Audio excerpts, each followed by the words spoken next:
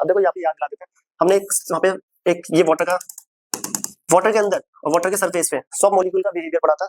ये पानी है, पानी में सॉफ्ट मॉलिक्यूल कैसे बिहेव करता है, दिख रहा होगा। जो हेड होता है वो ऐसे सरफेस पे होता है, और जो टेल होता है आउटर सरफेस। ये हेड वाला पोर्शन है, हेड, और ये टेल वाला। और हेड जो होता है वो आयनिक एंड होता है, आयनिक, और जो टेल होता है नॉन आयनिक। और दूसरा एक स्ट्रक्चर ये भी पढ़ा था लेक्चर में,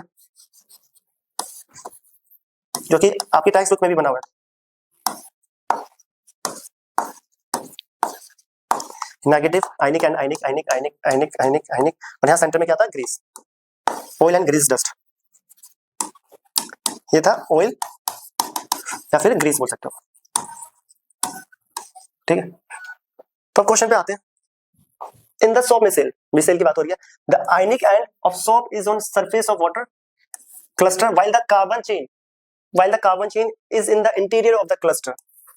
तो पहला ऑप्शन करेक्ट। देखो दिख रहा है, जो आयनिक एंड है, जो बोला है the ionic and soap is on the surface of the water. Ionic and जो होता है वो सरफेस ऑफ द वाटर पे होता है, ये रहा आयनिक एंड, जो कि हेड वाला पोर्शन होता है, जो कि लेक्चर में भी कराया गया है फिगर के थ्रू। जो आयनिक एंड होता है वो सरफेस पे लाई करता है, जो कि पहली स्टेटमेंट करेक्ट है। The ionic end of soap molecule is on the surface of the cluster, correct. आगे लिखा है व्हाइल द कार्बन चेन, जो बची हुई कार्बन का एंड, ये चेन, ठीक है। Carbon chain is in the interior of the अंदर की तरफ होता है क्लस्टर के, इंटीरियर ऑफ द क्लस्टर। पहला option is correct, first option correct है।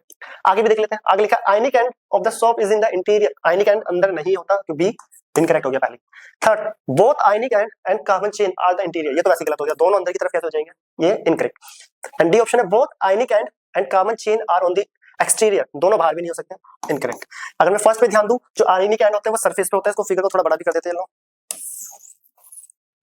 इसको ना दिख रहा हो तो मैं थोड़ा बड़ा कर देता हूँ, ठीक है। देख लो, सरफेस पे कौन है, हेड, जो कि आयनिक एंड होते हैं, और जो टेल वाला पोर्शन है वो बाहर है। टेल वाला अंदर की तरफ एक क्लस्टर का फॉर्मेशन करता है जब ऑयल और ग्रीस टाइप डस्ट होती है। तो ये मिसेल फॉर्मेशन से पूछा हुआ, फिगर को देखकर ही आंसर बता सकते हो, अगर आपने अपनी टेक्स्ट बुक में ये फिगर को देखा होगा तो ऑप्शन ए इज करेक्ट। और जिसको ये टॉपिक डिटेल में पढ़ना है तो सॉप और डिटर्जेंट वाले टॉपिक पे जाकर टेक्स्ट डाला होगा, उसको कंप्लीटली लर्न और रीड कर सकते हैं, तो डायरेक्ट आंसर देख के पता चल जाएगा। तो अब हम आते हैं अपने नेक्स्ट क्वेश्चन पे। ये क्वेश्चन अच्छा था, स्टेटमेंट टाइप।